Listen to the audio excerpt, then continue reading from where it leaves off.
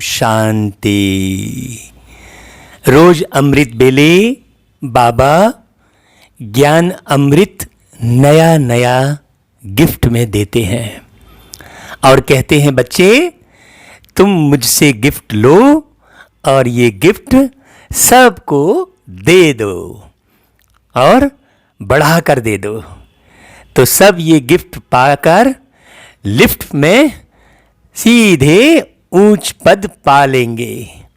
तो आज बाबा ने कहा, बच्चे एक बात सबको बताओ कि जितनी भी जीवन में जो भी गलतियां हुई हैं उसे स्वीकार कर लो। जब तुम अपनी गलतियों को निहार निहार के पिछली जिंदगी जो इस जीवन में जी है, इसके पिछले जन्म का तो पता नहीं है, लेकिन आपको हम एक बात ये बता दें कि जब आप गहन योग करेंगे, बाबा को याद करेंगे, तो पिछले जन्म की भूलें भी आपको याद आ जाएंगी। और इस जन्म में आपको कोई बिना कारण के दुख दिया, बिना कारण के आपको कष्ट सहना पड़ा, तो पिछले जन्म की जब स्मृति आ जाएगी तो आपको संतुष्टि होगी कि नहीं, मुझे ये जो परिणाम मिला है ये पिछले जन्मों में किए हुए कर्म का परिणाम मिला है, और आप बिल्कुल तृप्त अवस्था में पहुंच जाएंगे। रामायण में भी लिखा है, कुछ करनी कुछ कर्म गति कुछ पूर्व जन्म के पाप। इसकी बहुत गहरे अर्थ हैं। आप हमारे और भी दूसरे वीडियो देखें, क्योंकि हम प्रत्येक वीडियो में वही बात कहना पसंद नहीं करते हैं, इसलिए आप पुराने वीडियो, इसके अर्थ के लिए आप पुराने वीडियो जरूर देखें चैनल पर। तो बाबा कहते हैं कि आप जब अपनी गलतियां स्वीकार कर लोगे तो बाबा भी तुम्हारा सब कुछ स्वीकार करेगा। जब तक आप अपनी गलतियां स्वीकार नहीं करोगे तब तक बाबा के पास आपकी कोई भी गतिविधियां, कोई भी सेवा, कोई भी समर्पण आपका स्वीकार नहीं होगा। ये सिस्टम है। तो बिल्कुल, क्योंकि बाबा कहता है इस कलयुग में एक भी आत्मा पुण्य आत्मा नहीं है और सतयुग में एक भी आत्मा पाप आत्मा नहीं है। तो जब इस कलयुग में एक भी आत्मा पुण्य आत्मा नहीं है तो जरूर आपसे भी जीवन में हजारों लाखों और जन्म जन्मांतर में करोड़ों अरबों भूलें हुई होंगी। तो कुछ तो भूलें स्वीकार कर लो भाई। तो आज ये पुरुषार्थ जरूर करना है, तभी आपकी सेवा स्वीकार होगी। चलो आज बाबा मुरली में क्या बोलते हैं सुनते हैं। आज 16 अक्टूबर की वाणी है। 16 अक्टूबर की वाणी 16 कला संपूर्ण बनाएगी। आप बस गौर से सुनेंगे तो इस वाणी में आपको पूरी 16 कला दिखाई देगी।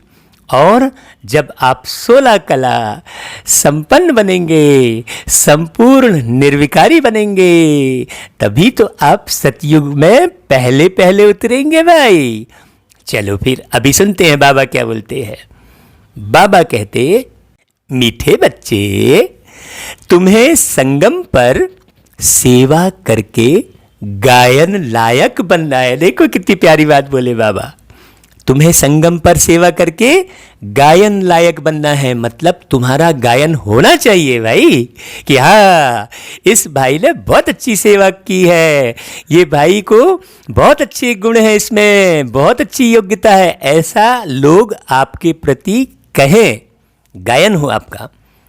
बाबा खुद ये छुट्टी दे रहे हैं कि तुम ऐसी सेवा करो जो तुम्हारा गायन हो। हाँ, गायन की भावना रख के सेवा मत करना, नहीं तो गायन नहीं होगा भैया।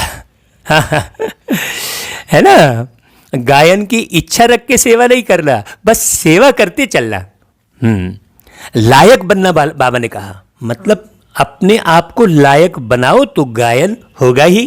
फिर आपको ये नहीं कहना पड़ेगा, है ना भाई, कि ना ये इच्छा रखनी पड़ेगी कि मैं गायन लायक हूँ या मेरा गायन हो, ऐसा इच्छा भी नहीं रखनी पड़ेगी।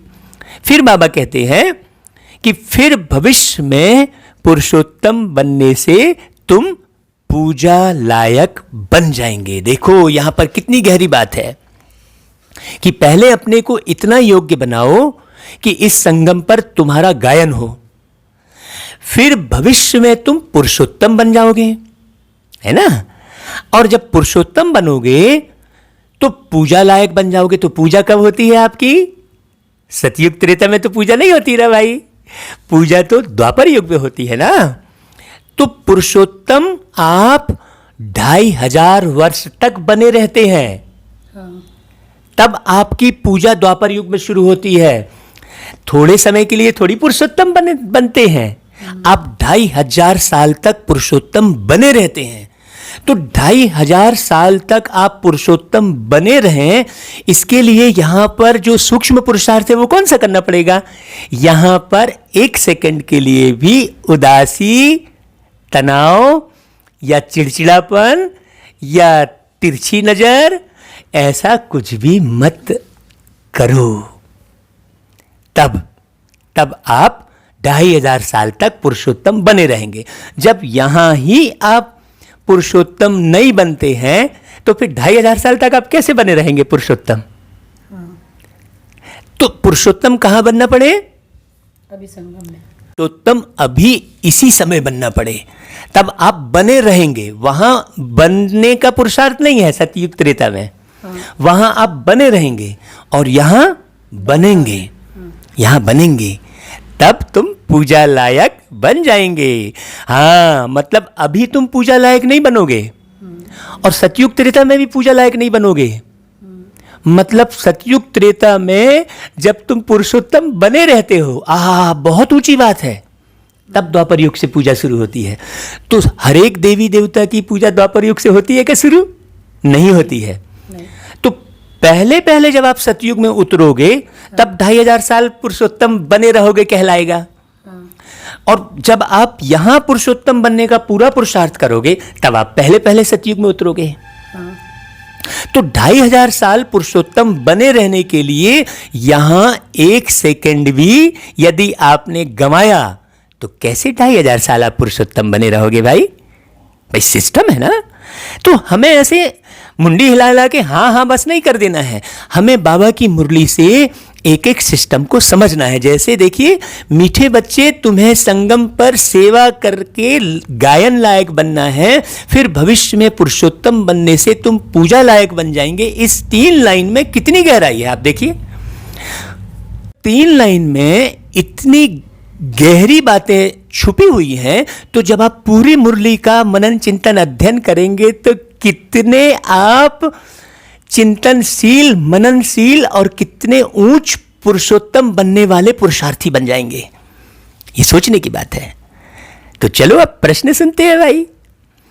बाबा कहते हैं, बच्चे बताओ कि कौन सी बीमारी जड़ से समाप्त हो तब बाप की दिल पर चढ़ेंगे। जल्दी से कमेंट करो, फिर हम मुरली आगे सुनाएंगे। आप तो कई मुरली सुने हो तो तुरंत बुद्धि में टच होना चाहिए। भाई कौन सी बीमारी जड़ से समाप्त हो? देह अभिमान। देह अभिमान की पढ़ी तो नहीं ना आपने? हाँ, इसको कहते हैं तीव्र पुरुषार्थी। हाँ, ऐसा नहीं है कि हमारी युगल है इसलिए हम तारीफ कर रहे हैं, ये बिना देखे जवाब दी है भाई। तो इनके लिए आप अपने घर में तालियां बजाओ। हाँ, क्यों? क्योंकि भाई गायन लायक तो बन रही है ना ये भी। बाबा ने ऊपर कहा मुरली में, तो पहला उत्तर बाबा ने भी वही दिया कि देह अभिमान की बीमारी। इस देह अभिमान के कारण सभी विकारों ने महारोगी बनाया है। अब समझ लो आप, ये रोग भी कहां से उत्पन्न हो रहे हैं। बाबा ने देखो कैसे स्पष्ट क्लियर कर दिया। रोग उत्पन्न कहां से हो रहा है? अपने को देह समझने से। देह समझने से ही सारे रोग उत्पन्न हो रहे हैं। आप देख लो, यदि आप आत्मा समझेंगे तो आत्मा की शक्तियां पूरे देह को मिलती रहेंगी।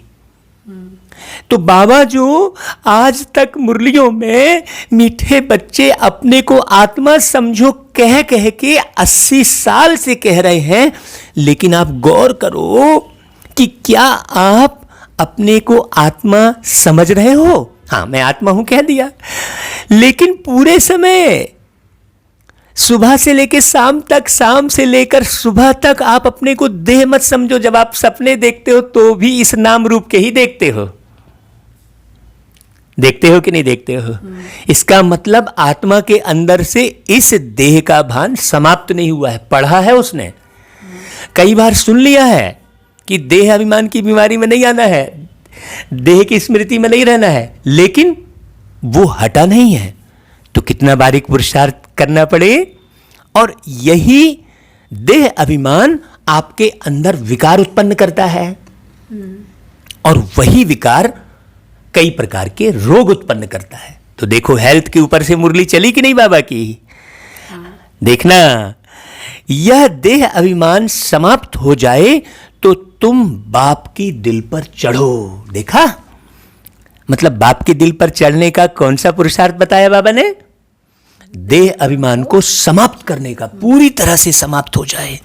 फिर आप चाहे जितनी भी मुरली सुनाओ, अच्छे से भावार्थ सहित सुनाओ, खूब सारे गीत गाओ, खूब प्रोग्राम करो, उससे कोई सरोकार नहीं है। वो तो आप अपना मन बहला रहे हो।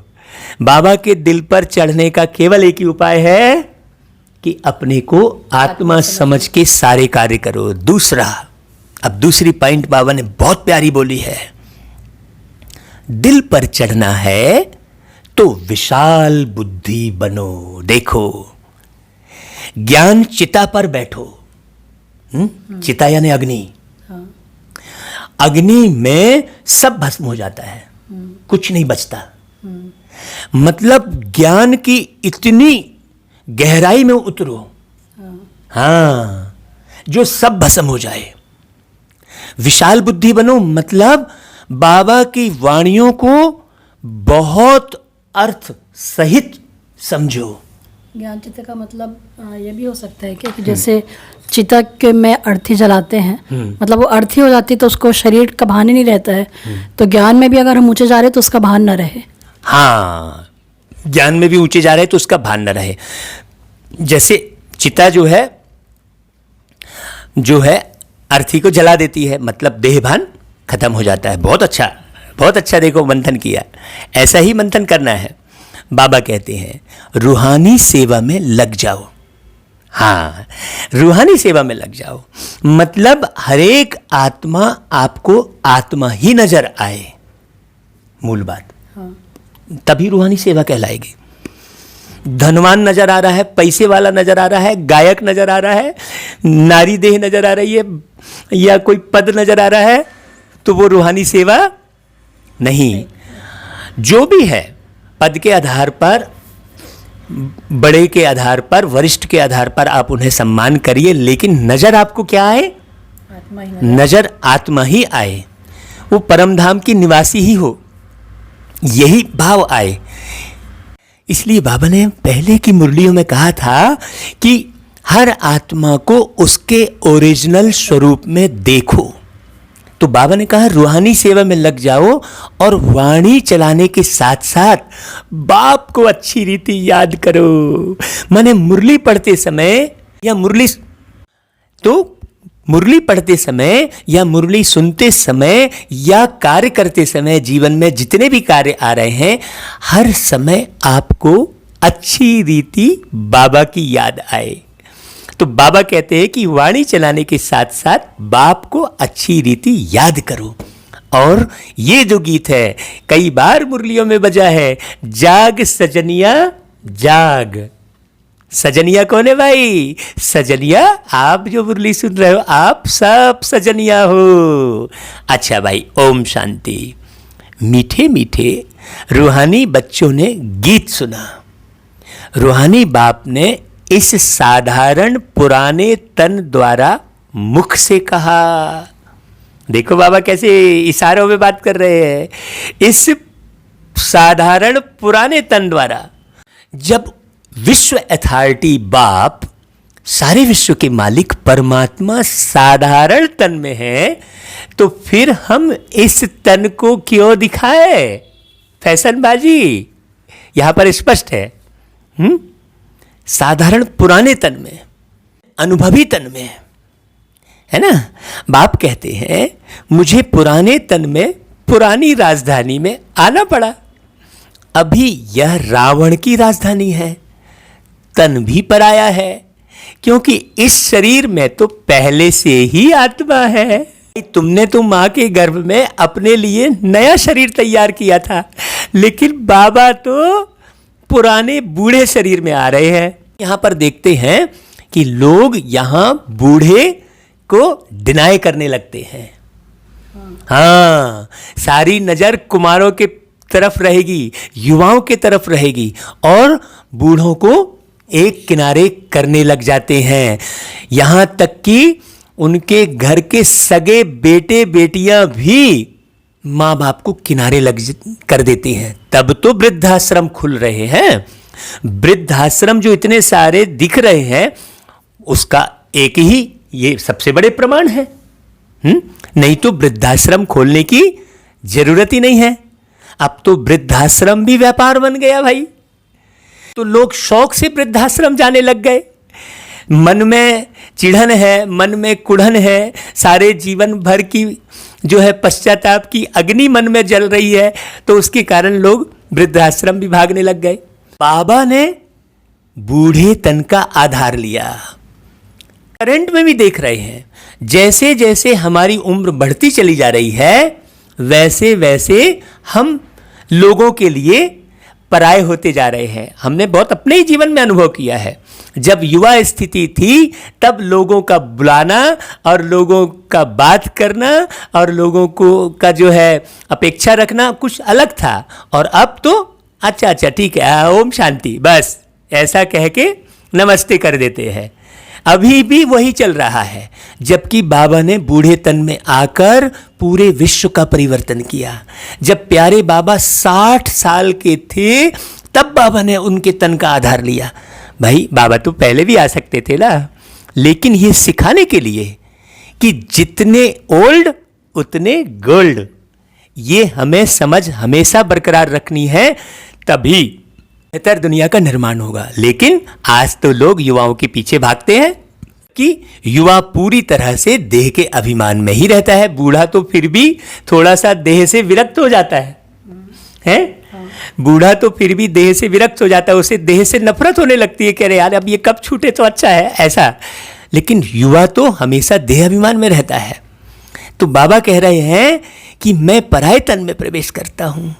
अपना तन होता तो उसका नाम पड़ता, इसीलिए हमारा नाम बदलता नहीं। बाबा कह रहे हैं, देखो कितनी प्यारी बात। ऐसा कोई बोलेगा क्या कि हमारा नाम बदलता नहीं? भाई मेरा नाम तो इसी शरीर में बैठे बैठे बदल गया। पहले राजेश भाई कहते थे, अभी बाबा ने अनमोल मणि नाम दे दिया। तो बाबा कहते हैं मेरा नाम तो बदलता नहीं, मुझे फिर भी कहते हैं शिव बाबा। गीत तो बच्चे रोज सुनते हैं। नवयुग अर्थात नई दुनिया सतयुग आया।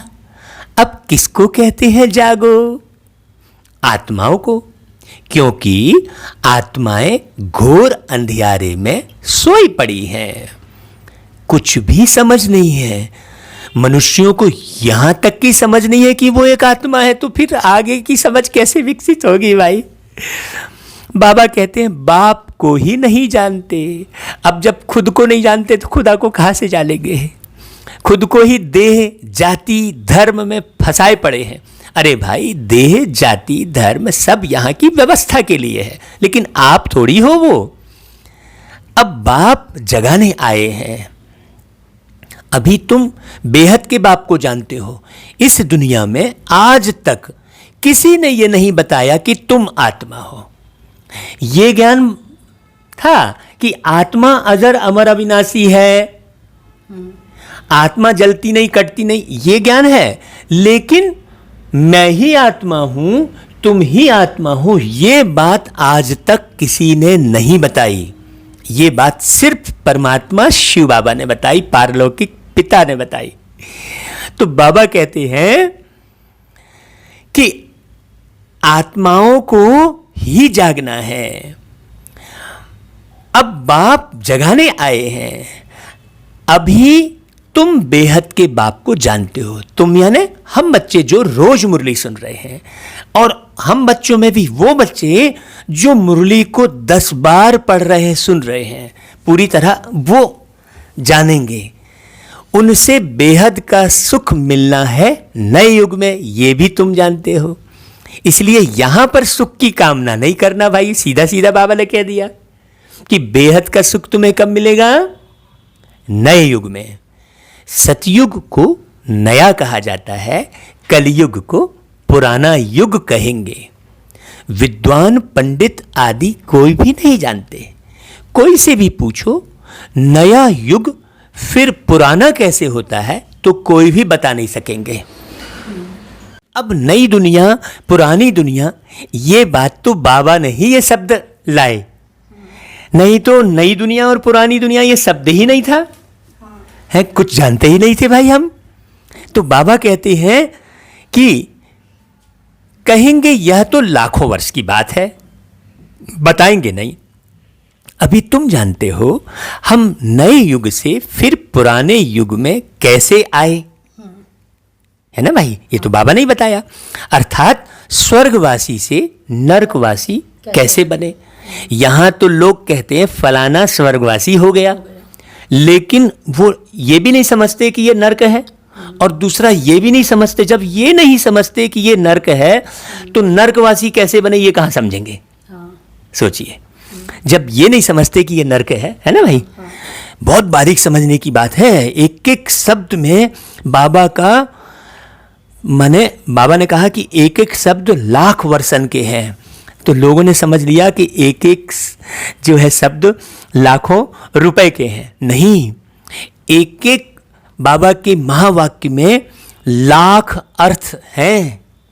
हाँ, बाबा कहते हैं मनुष्य तो कुछ भी नहीं जानते, जिनकी पूजा करते हैं उनकी बायोग्राफी को भी नहीं जानते, कुछ भी कहानी गढ़ दी है। अब आप जो भी गणेश जी के पुजारी हैं, हम उनसे विशेष निवेदन करते हैं कि गणेश जी की जो उत्पत्ति बताई है उस पर थोड़ा विचार सागर मंथन करके तो देखो, तो आपको मालूम पड़ेगा कि भाई ऐसे कैसे हो सकता है ना? आप बजरंगबली जी की पूजा करते हैं, आप उनके जो है बायोग्राफी को तो जानो पहले, तो पूरा क्लियर हो जाएगा। बाबा कहते हैं जैसे जगदम्बा की पूजा करते हैं, अब वह अम्बा कौन है, कब आई है, उसकी 8 भुजा कैसे बनी, है ना, वो इतने अस्त्र शस्त्र कैसे पकड़ी है, उसने कौन से ऐसे राक्षस को मारा है, ये सब जान रहे हैं क्या? नहीं जानते हैं। अम्बा वास्तव में माताओं को कहा जाता है, परंतु पूजा तो एक ही होनी चाहिए। शिव बाबा का भी एक ही अव्यभिचारी यादगार है और अम्बा भी एक है, परंतु जगत अम्बा को जानते नहीं है। बाबा कहते हैं यह बातें कभी कोई जान ना सके, तुमको पता है। यह है जगत अम्बा और लक्ष्मी है जगत की महारानी। बाबा स्पष्ट इशारे देकर बता रहे हैं, तुमको पता है जगत अम्बा कौन है और जगत महारानी कौन है। यह बातें कभी कोई जान न सके। लक्ष्मी को देवी और जगत अम्बा को ब्राह्मणी कहेंगे। कहते हैं तू ब्रह्मणी, तू कल्याणी, जगदम्बा के लिए गायन है ना। ब्राह्मण संगम पर ही होते हैं, तो इस संगम युग को भी कोई नहीं जानते। मतलब आत्मा का परमात्मा से मिलन कब होता है, कैसे होता है, ये किसी को भी नहीं मालूम। प्रजापिता ब्रह्मा द्वारा नई पुरुषोत्तम सृष्टि रची जाती है, ये किसी को नहीं मालूम। पुरुषोत्तम तुमको वहां देखने में आएंगे, यहां तुम कोई पुरुषोत्तम देखने का पुरुषार्थ मत करो, यहां तुम खुद को पुरुषोत्तम बनाओ।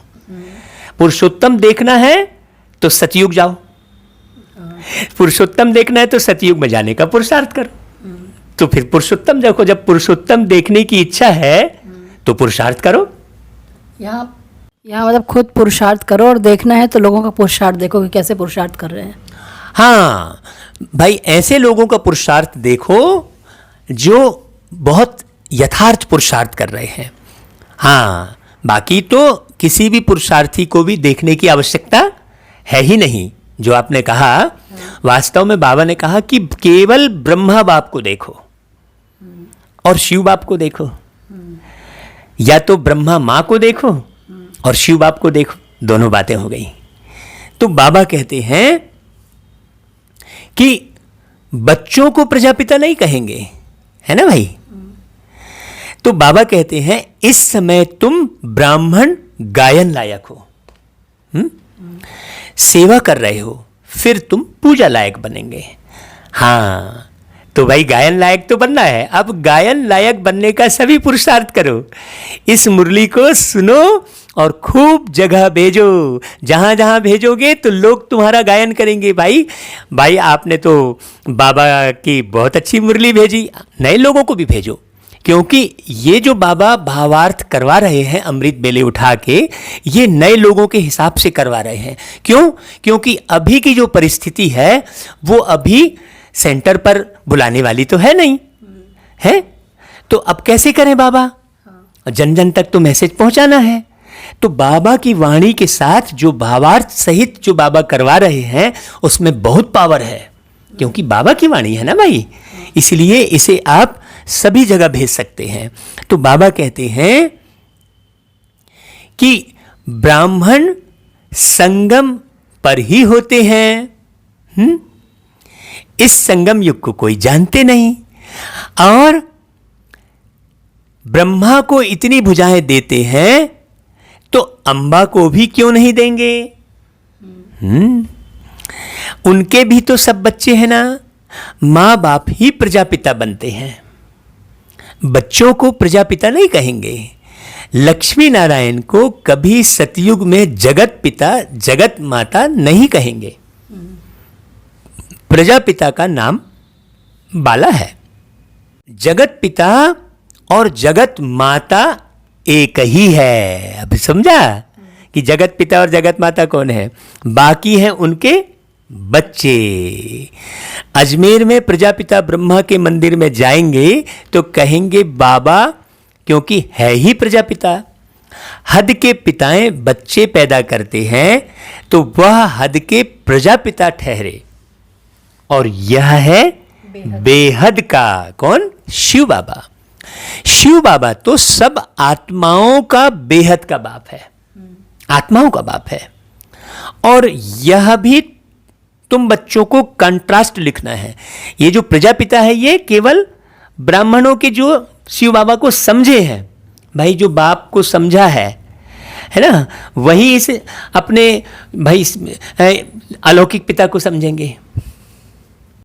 जगत अम्बा सरस्वती है एक, नाम कितने रख दिए हैं? दुर्गा, काली आदि। अम्बा और बाबा के तुम सब बच्चे हो। देखो कैसे शिव बाबा बोल रहे हैं। प्रजापिता ब्रह्मा की बेटी है सरस्वती, उनको अम्बा कहते हैं। बाकी हैं बच्चे और बच्चियां, हैं सब एडॉप्टेड। अब ये सब जितनी भी बातें बाबा कह रहे हैं ये बहुत गहन विचार सागर मंथन करने की है। अब हम इसकी डिटेल अगर हम बताएंगे तो मैं समझता हूं कि मुरली कम से कम 3 से 4 घंटे की हो जाएगी, और उतनी धैर्यता सुनने की, पूरा मुरली सुनने की। अभी आधे घंटे की मुरली को पूरा नहीं सुन रहे हैं, तो इतनी धैर्यता बहुत रेयर में किसी के पास होगी। तो बाबा कहते हैं यह रचना है ना, प्रजापिता ब्रह्मा की बेटी है सरस्वती। इतने सब बच्चे कहां से आ सकते हैं? यह सब है मुख वंशावली, क्योंकि कुख से तो इतने बच्चे पैदा नहीं हो सकते ना, वो तो कोख ही खराब हो जाएगी। हाँ, मुख से स्त्री को क्रिएट किया तो रचता हो गया। कहते हैं यह मेरी है, मैंने इनसे बच्चे पैदा किए हैं। यह सब है एडॉप्शन। यह फिर है ईश्वरी मुख द्वारा रचना। हाँ, उधर है कि भाई मैंने कुख से पैदा किया, और बाबा कह रहे हैं मैंने मुख से पैदा किए, है ना भाई। तो आत्माएं तो हैं ही, उनको एडॉप्ट नहीं किया जाता है। आहा, कितनी प्यारी बात। बाप कहते हैं तुम आत्माएं सदैव मेरे बच्चे हो। तुम भूल गए थे लेकिन मैं नहीं भूला हूं, तुम तो सदा ही मेरे बच्चे हो, है। बाबा कहते हैं इन बातों को समझने से यह तुम लक्ष्मी नारायण बनते हो। बाप कहते हैं अभी मैं आकर प्रजापिता ब्रह्मा द्वारा बच्चों को एडाप्ट करता हूं। बच्चों अर्थात आत्मा। हाँ, कहते हैं केवल बच्चों को नहीं, बच्चे और बच्चियों दोनों को करते हैं ना भाई। यह भी बड़ी सूक्ष्म समझने की बातें हैं। इन बातों को समझने से तुम लक्ष्मी नारायण बनते हो। कैसे बने यह हम समझा सकते हैं। क्या ऐसे कर्म किए जो यह विश्व के मालिक बने? पूछ रहा है, क्या ऐसे कर्म किए जो विश्व के मालिक बन सके? तुम प्रदर्शनी आदि में भी पूछ सकते हो। तुमको मालूम है इन्होंने यह स्वर्ग की राजधानी कैसे ली? तुम्हारे में भी यथार्थ रीति हर कोई नहीं समझा सकते। जिनमें दैवी गुण होंगे, देखा, इस रूहानी सर्विस में लगे हुए होंगे, लगातार, लगातार लगे हुए होंगे, वही समझा सकते हैं। वही हमने कहा ना कि जो 10 बार मुरली सुनेंगे। बाकी तो माया की बीमारी में ढेर फंसे रहते हैं। अनेक प्रकार के रोग हैं, देह अभिमान का भी रोग है। इन विकारों ने ही तुमको रोगी बनाया है। स्पष्ट बात कह रहे बाबा। मन मंथन एक किताब बाबा ने लिखवाई थी हमसे, उसमें कौन से विकार से कौन से रोग होते हैं ये स्पष्ट किया है। अगर सभी भाई बहन चाहेंगे, कमेंट करेंगे, तो हम मन मंथन का भी एक प्रोग्राम बनाएंगे और अलग अलग वीडियो प्रसारित करेंगे। तो आप लोग कमेंट कीजिए कि हम मन मंथन जो किताब लिखी है, जो प्यारे बाबा ने बहुत स्थानों से प्रकाशित करवाई और बहुत लोगों को, आम लोगों को वो पसंद आई, क्योंकि बाबा ने लिखवाई थी भाई, तो पसंद तो आना ही है। क्योंकि परमात्मा तो सबको प्रिय है। हाँ, जो चोरी करता है उसको भी परमात्मा प्रिय है, जो परमात्मा को नहीं मानता है उसको भी अंदर से परमात्मा प्रिय है। क्योंकि जैसे ही वो थोड़ा सा भी हपट के गिरेगा तो हे भगवान जरूर निकलेगा उसके अंदर से। हाँ, जो नास्तिक है, जिसको नास्तिक कहते, जो कहता है मैं भगवान को नहीं मानता, उस आत्मा को अंदर से तो परमात्मा ही प्रिय है। तो बाप कहते हैं मैं तुमको पवित्र देवता बनाता हूं। तुम सर्वगुण संपन्न पवित्र थे, अभी पतित बन गए हो। इस बात को अच्छे से समझना। बेहद का बाप ऐसे कहेंगे, इसमें निंदा की बात नहीं है कि तुम पतित थे तो मैं तुम्हारी निंदा कर रहा हूं। यह समझाने की बात है। हाँ, भारतवासियों को बेहद का बाप कहते हैं कि मैं यहां भारत में आता हूं, इसीलिए भारत की महिमा तो अपरम अपार है ना। अब आप देखिए, किसी भी देश के सामने माता शब्द नहीं लगा है, केवल भारत के सामने ही माता कहते हैं। सिद्ध होता है कि भारत में ही वो तुमेव माता च पिता तुमेवा जो कहते हैं वो धरती पर आते हैं, भारत की धरती पर आते हैं और यहां आकर ही नर्क को स्वर्ग बनाते हैं, सबको शांति देते हैं। तो ऐसे बाप की भी महिमा अपरम अपार है, पारावार नहीं। वास्तव में महिमा तो सिर्फ बाबा की ही है भाई। मुझे तो और कहीं महिमा नजर ही नहीं आती है, क्योंकि सब में परसेंटेज है, लेकिन संपूर्ण महिमा तो मेरे प्यारे शिव बाबा की है। तो बाबा कहते हैं जगत अम्बा और उनकी महिमा को कोई भी नहीं जानते। इनका भी कंट्रास्ट तुम बता सकते हो। यह जगत अम्बा की बायोग्राफी, यह लक्ष्मी की बायोग्राफी। वही जगत अम्बा फिर लक्ष्मी बनती है, फिर लक्ष्मी 184 जन्मों के बाद जगत अम्बा होगी। चित्र भी अलग अलग रखने चाहिए। दिखाते हैं लक्ष्मी को कलश मिला, परंतु लक्ष्मी फिर संगम पर कहां से आई? वह तो सतयुग में हुई है। यह सब बातें बाप समझाते हैं, बाकी तो सब इधर का उधर हो गया है। हाँ, वो लक्ष्मी के हाथ में कलश दिखाते हैं, जबकि कलश तो किसने उठाया? ज्ञान का कलश जगत अम्बा ने उठाया और जगत का कल्याण किया है ना, उस ज्ञान के द्वारा। तो बाबा कहते हैं कि यह सब बातें बाप समझाते हैं। चित्र बनाने के ऊपर जो मुकर्रर है उनको विचार सागर मंथन करना चाहिए। तो फिर समझाना सहज होगा। इतनी विशाल बुद्धि चाहिए तब दिल पर चढ़े। जब बाबा को अच्छी रीति याद करेंगे, ज्ञान चिता पर बैठेंगे, तब दिल पर चढ़ेंगे। अर्थात जब अगर मान लो हमारा अग्नि के द्वारा कोई भी अंग जल जाता है तो सारा ध्यान कहाँ रहता है? जले वाले स्थान पर रहता है। तो फिर आप ज्ञान की अग्नि में माने ज्ञान चिता पर बैठेंगे तो सारा ध्यान फिर कहाँ रहेगा? उसी ज्ञान पर ही रहेगा ना। बाबा कहते हैं ऐसे नहीं कि जो बहुत अच्छी वाणी चलाते हैं वह दिल पर चढ़ते हैं। देखो बाबा ने स्पष्ट कह दिया, दिल पर कौन चढ़ते हैं? जो बाबा को अच्छी रीति याद करते हैं और विशाल बुद्धि है। इधर वाणी अच्छी चलाए और उधर व्यवहार किसी एक से भी आ कर दिए तो वो थोड़ी दिल पे चढ़ेगा। या वाणी इधर अच्छी चला रहे हैं और उधर पीछे से पुरुषार्थ ढीला कर रहे हैं, नहीं। बाबा कहते हैं, बाप कहते हैं दिल पर अंत में चढ़ेंगे। अभी वाणी चला दिए तो चढ़ जाएंगे ऐसा नहीं है। नंबरवार पुरुषार्थ अनुसार जब देह अभिमान खत्म हो जाएगा तब दिल पर चढ़ेंगे। पूरी तरह देह अभिमान खत्म हो जाएगा।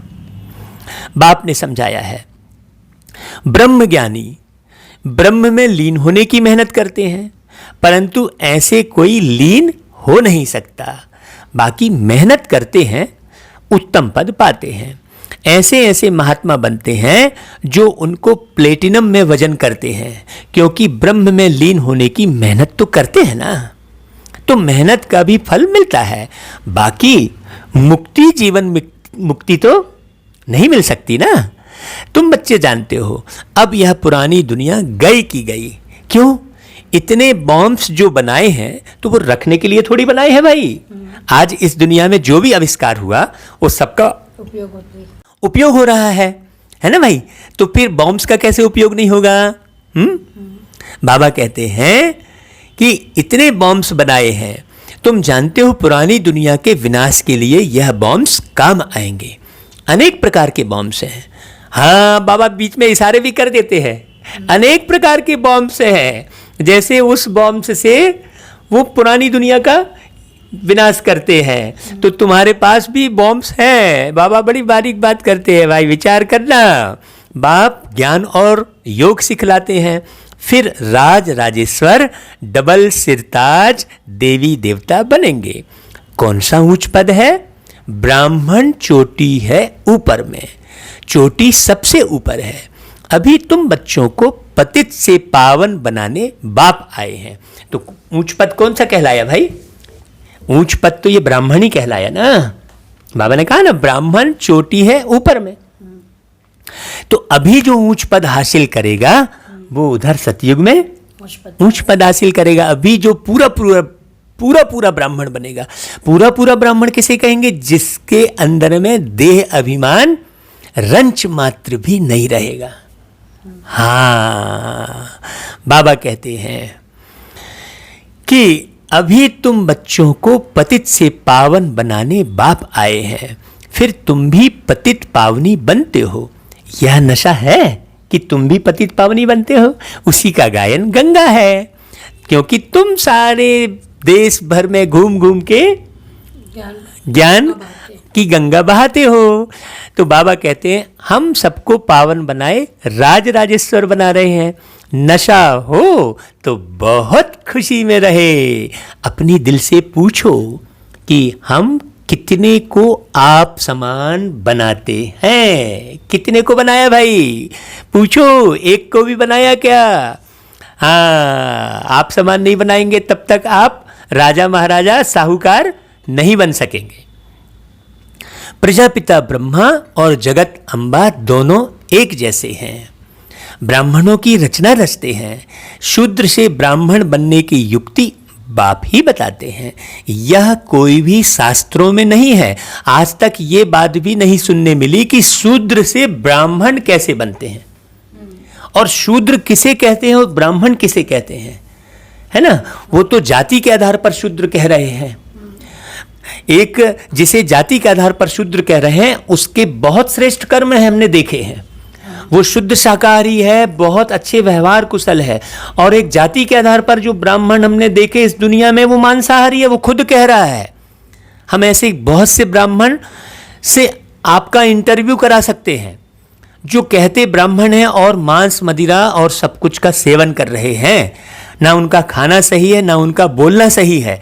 तो बाबा शूद्र यहाँ किसको कह रहे हैं और ब्राह्मण किसको कह रहे हैं, ये बात बड़ी समझने की है। नहीं तो कोई इन शब्दों में आकर आर्गुमेंट करना शुरू कर देते हैं, है ना भाई। बात समझने की है बहुत। बाबा कहते हैं यह है भी गीता का युग, महाभारत लड़ाई भी बरोबर हुई थी, लेकिन कैसी लड़ाई हुई थी ये किसी को नहीं मालूम। हाँ, कोई स्थूल लड़ाई किसी मैदान में नहीं, महाभारत लड़ाई हुई थी, लेकिन आप उसे समझो। हम महाभारत लड़ाई को डिनाई नहीं कर रहे हैं, है ना। बाबा कह रहे हैं अच्छे से समझाओ लोगों को। राजयोग एक को सिखाया होगा क्या। महाभारत लड़ाई हुई तो वहां दिखाया कि कृष्ण जी ने अर्जुन को ज्ञान सुनाया, तो बाकी सब कहां गए। ज्ञान अर्जुन को सुनाया और स्वर्ग में जाते युधिष्ठिर को बता रहे हैं। तो जब ज्ञान अर्जुन को सुनाया तो युधिष्ठिर वहां पर कहां थे फिर, तो उन्होंने एक को बता दिया। तो यहां बात बड़ी बारीक समझने की है कि उस परमात्मा ने इस धरती पर आकर पराये रथ का आधार लेकर, ऊपर में बोला ना बाबा ने पराये रथ का आधार लेकर सारे के सारे जो जिज्ञासु बच्चे थे, जो इस मार्ग पर चलने के लिए, कहते हैं किसी एक को थोड़ी सिखाया होगा। मनुष्यों की बुद्धि में फिर अर्जुन और केवल कृष्ण ही है। यहां तो ढेर पढ़ते हैं, बैठे भी देखो कैसे साधारण हो। छोटे बच्चे अल्फ बे पढ़ते हैं ना, है ना। छोटे बच्चे ABCD पढ़ते हैं ना भाई। हाँ, बाप कहते हैं मुझे याद करो तो तुम विश्व के मालिक बनेंगे। कोई भी आसुरी काम नहीं करना है, दैवी गुण धारण करने हैं। देखना है हमारे में कोई अवगुण तो नहीं है। कहते थे मैं निर्गुण हारे में कोई गुण नहीं, तो अभी बाबा तुम्हें दिखा रहे हैं तो देखो अच्छे से। अभी तो निर्गुण आश्रम भी है, परंतु अर्थ कुछ भी नहीं। निर्गुण अर्थात मेरे में कोई गुण नहीं। अब गुणवान बनाना तो बाप का ही काम है। बाप के टाइटल की टोपी फिर अपने ऊपर रख दी है। बाप कितनी बातें समझाते हैं, डायरेक्शन भी देते हैं। जगत अम्बा और लक्ष्मी का कंट्रास्ट बनाओ। देखो बाबा ने होमवर्क दिया। हाँ, रोज बाबा कोई ना कोई होमवर्क देते हैं, लेकिन बच्चे बस हाँ हाँ मुंडी हिलाए और कुछ करना है नहीं। ऐसे बहुत सारे बाबा के बच्चे हैं, बस खाली वाणी चला दिए। बाबा ने ऊपर कहा था कि केवल वाणी चलाने वाले बच्चे, अच्छी वाणी चलाने वाले बच्चे दिल पर नहीं चढ़ेंगे। बाबा कहते हैं ब्रह्मा सरस्वती संगम के, लक्ष्मी नारायण है सतयुग के। यह चित्र है समझाने के लिए। सरस्वती ब्रह्मा की बेटी है, पढ़ते हैं मनुष्य से देवता बनने के लिए। अभी तुम ब्राह्मण हो, सतयुगी देवता भी मनुष्य ही हैं, परंतु उनको देवता कहते हैं। मनुष्य कहने से जैसे उनकी इंसल्ट हो जाती है, इसलिए देवी देवता व भगवान भगवती कह देते हैं। क्यों? क्योंकि वो दिव्य गुण यहीं से धारण करके वहां जन्म लिए हैं। अगर राजा रानी को भगवान भगवती कहें तो फिर प्रजा को भी कहना पड़े, इसलिए देवी देवता कहा जाता है। कितनी बारीक बारीक बात बाबा कैसे एक एक बात क्लियर कर रहे हैं, कितना वंडर है। देखो बाबा कहते हैं त्रिमूर्ति का चित्र भी है। सतयुग में इतने थोड़े मनुष्य, कलयुग में इतने सारे मनुष्य हैं, वह कैसे समझाएं। इसके लिए फिर गोला भी जरूर चाहिए। गोला अर्थात जिसमें सृष्टि चक्र की नॉलेज है कि इस सृष्टि चक्र में ये जो कार्य चल रहा है वो किस प्रकार से चल रहा है।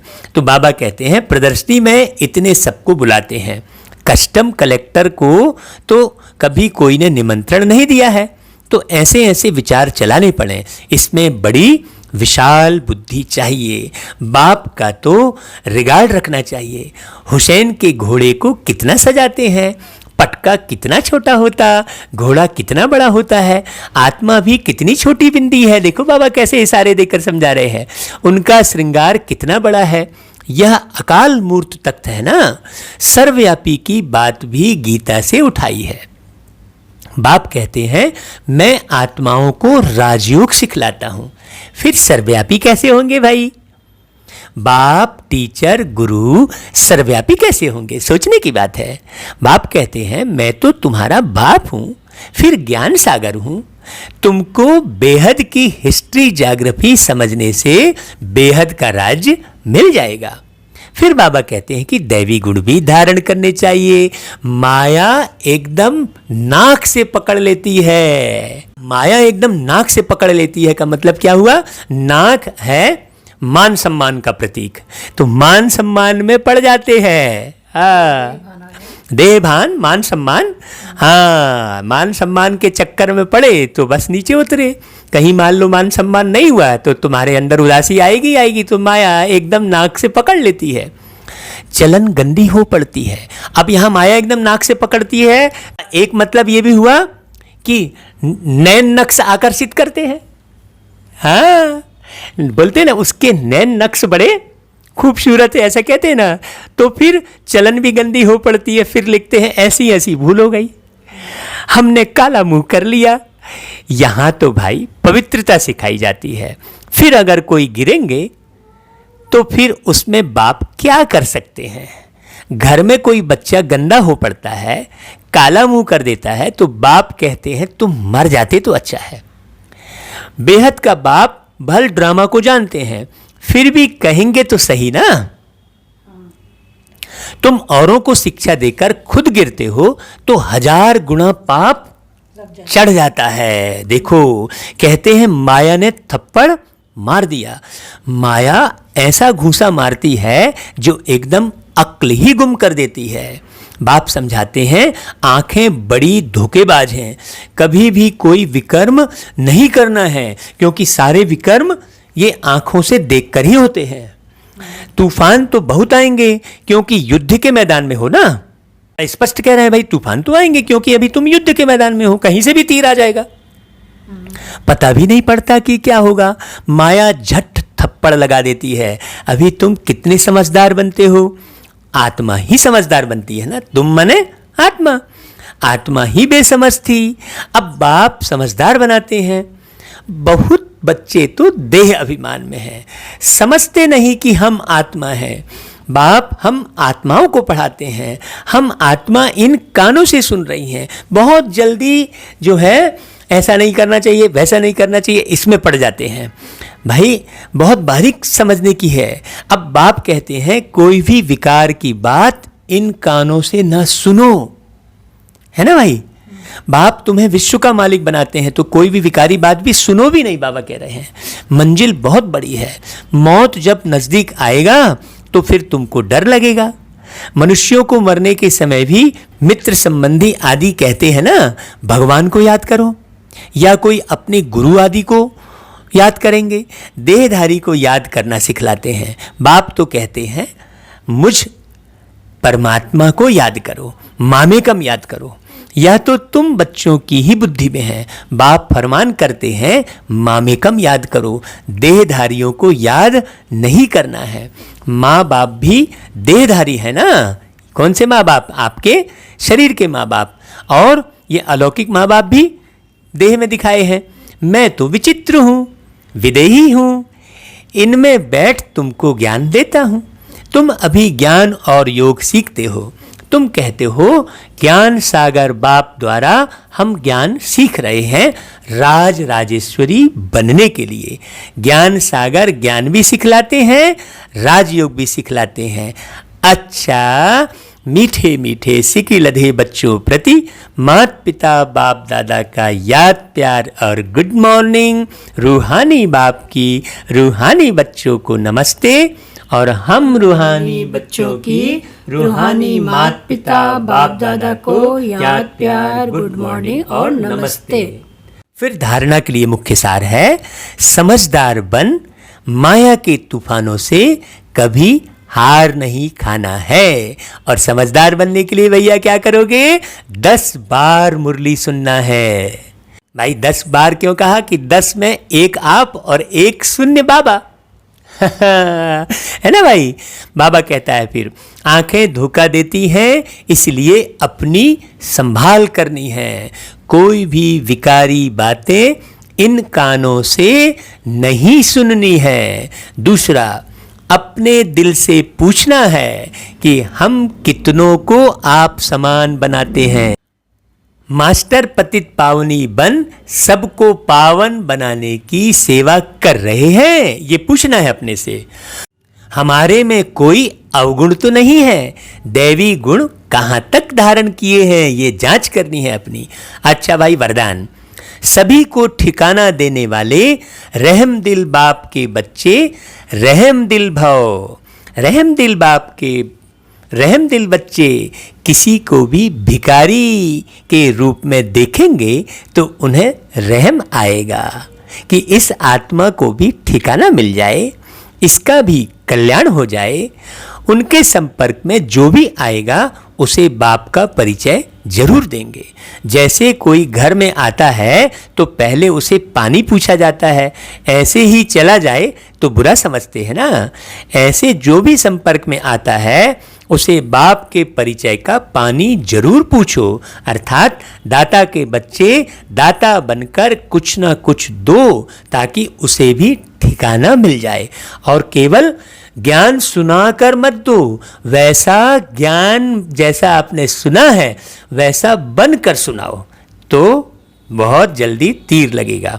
फिर स्लोगन, यथार्थ वैराग्य वृत्ति का सहज अर्थ है जितना न्यारा उतना प्यारा। दुनिया में भी कहते हैं फला व्यक्ति भगवान को प्यारा हो गया। कब प्यारा हुआ भाई?